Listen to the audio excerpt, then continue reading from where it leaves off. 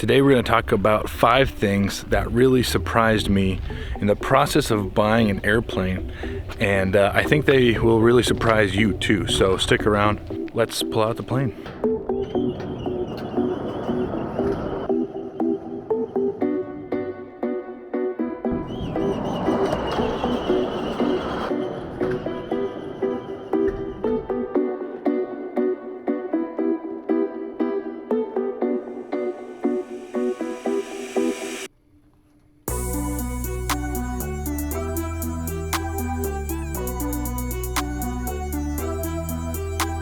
All right, and we're just going to do our walk around real quick.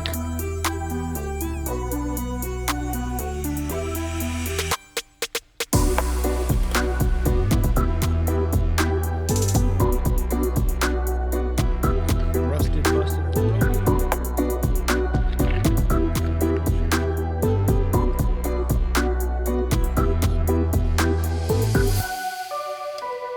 Just checking for any.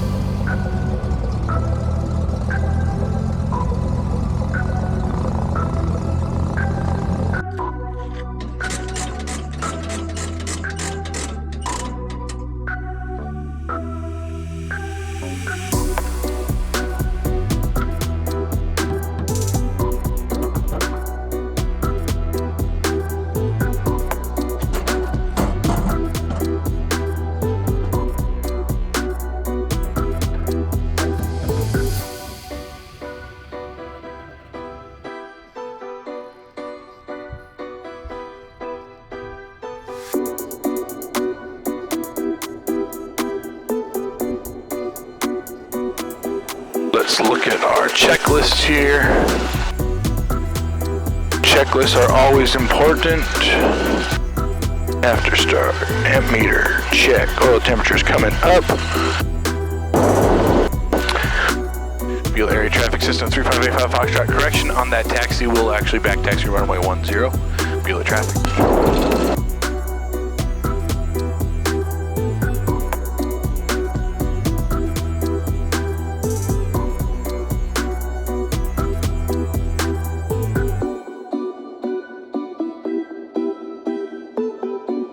We are back at it inside the airplane, back taxi runway 10 here at 95 Delta. Beautiful evening, and I just had to come up and fly. Such a beautiful evening. I hope these cameras can capture how nice it is out here. Let's do a quick run up here. Nose wheel straight, flight controls are free and correct. Get our trim set for takeoff, doors and windows closed and latched. Primers in and locked. Mixture is rich. Throttle 1700 RPMs. Alright. Magnetos check. Prop cycle. Engine instruments are all on the green, including oil temperature, which has now come up. Tow bar check. Fail on takeoff. I always like to do a fail on takeoff procedure in my mind, just to make sure I know exactly what I'm doing in case of an emergency. And what I'm going to be doing here is most likely, if I can't turn around, which means I would be below 1,000 feet, I would try to make for a highway there. There's a bit of a hill and a bit of an incline, but there's fields all around here. If I am above 500 feet, I will probably try to make the field by the airport. Under 500 feet, if I can't make the runway, I will be forced to land on Highway 49 out here. Bueller area traffic system 3585 Foxtrot taking off runway 10, departing to the north. Bueller traffic. Checking final. I'm always checking final. It's a non-towered airport. You don't legally have to make radio calls, and so it's always a good thing to check final before you go out into the runway. All right. And one thing I do like to do is I just pray that God protects me in the air. Flying it is safe, but it's a lot more safe when you pray. Lord Jesus, I pray that you would protect me and help me and keep me as I fly. In Jesus' name, amen. Here we go.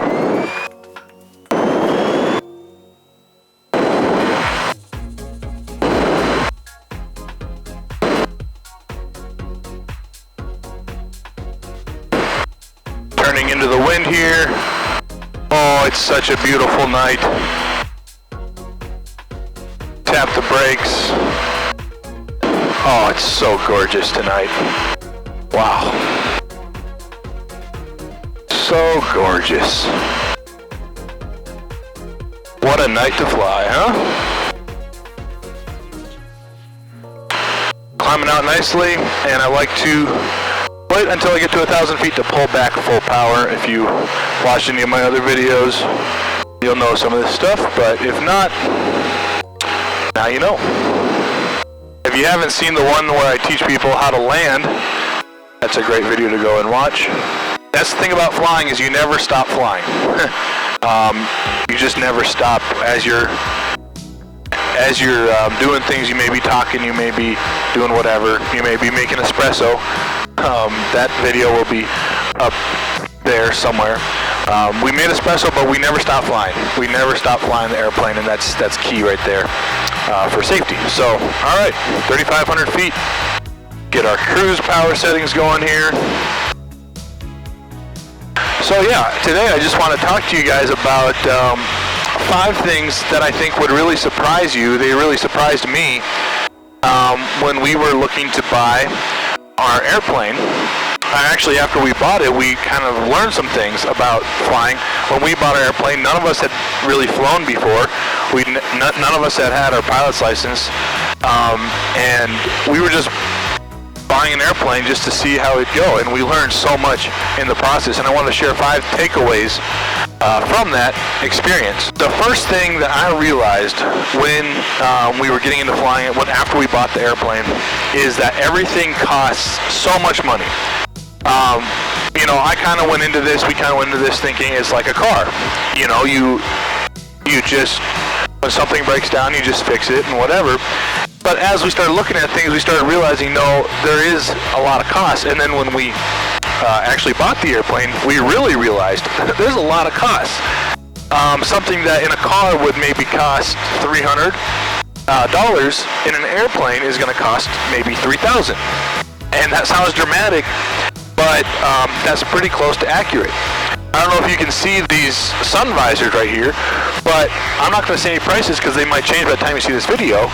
But you would not believe the cost of these Rosen sun visors. Like, I want to say it's over $1,000. It's somewhere in there, I'm not kidding. And it's just these little transparent sun visors. But they have to be certified, they have to be installed by AMP, and on and on and on and on and on and on. This sun visor, you could buy something like this off Amazon for about $20 for your car and install it yourself.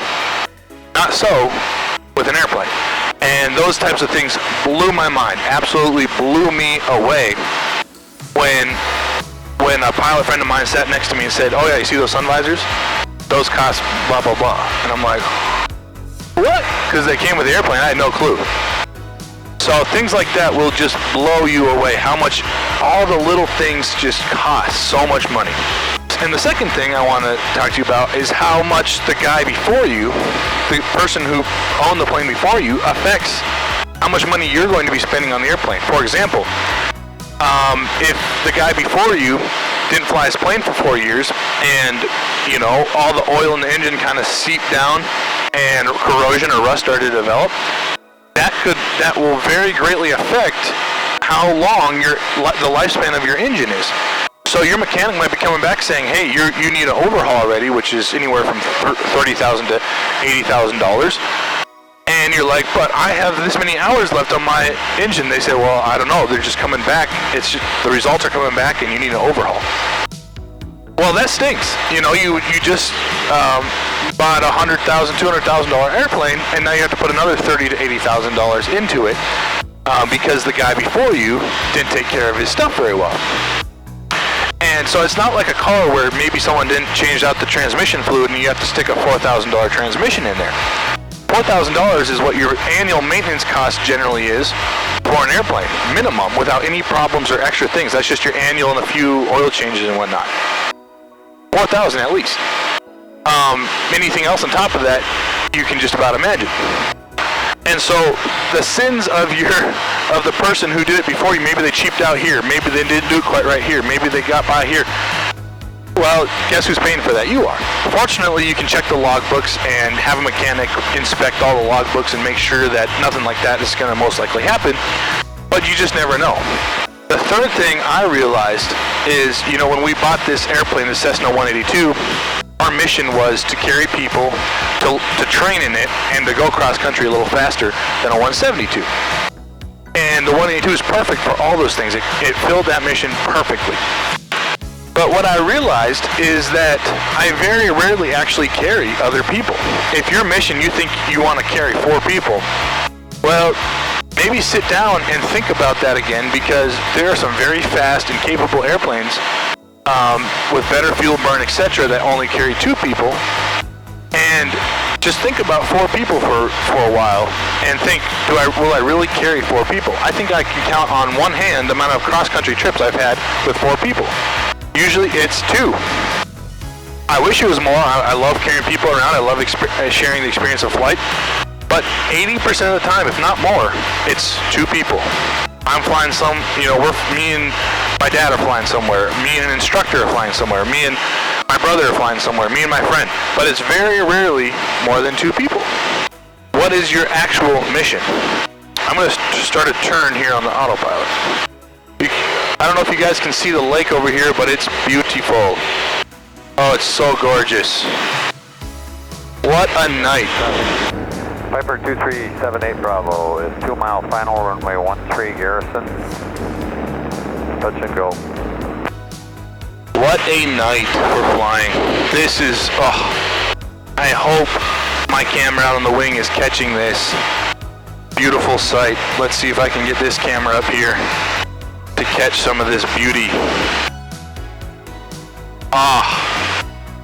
So beautiful. So absolutely gorgeous. So thing number 4 that really surprised me when we were looking at buying an airplane is hangar space. It's something that I didn't really think about when we first, it was just like a hangar, we just get a hangar. But you don't just get a hangar, or you don't really want to put it on your $100,000, $200,000 investment. You don't want it just sitting out there on the ramp for hail, for snow, anything like that to come and destroy it. But yeah, hangar, that's something to think about. I heard one pilot say a smart pilot is someone who has the hangar before the plane. Because you might buy this airplane and realize, hey, I can't even store it anywhere. And so you might be stuck. Maybe you're storing it half an hour away from where you live, and you hardly want to fly it because it's just such a long drive to get to that airplane. So hangar space. Think about hangar space before you buy the airplane. We were fortunate enough we bought the airplane and we was like, oh, we need a hangar. And someone said, hey, we've got a hangar. I got you covered. And he was willing to rent us out a hangar spot. But that doesn't happen very often from what I hear talking to other pilots. And we just got really fortunate on that. And thing number 5, you know, all the rest of these 4 things have kind of sounded negative. It almost sounds like I don't want you to learn to fly. I don't want you to buy an airplane.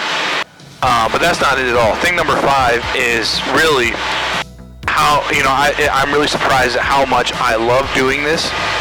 And especially on nights like this where you can just look around, look at the sunset.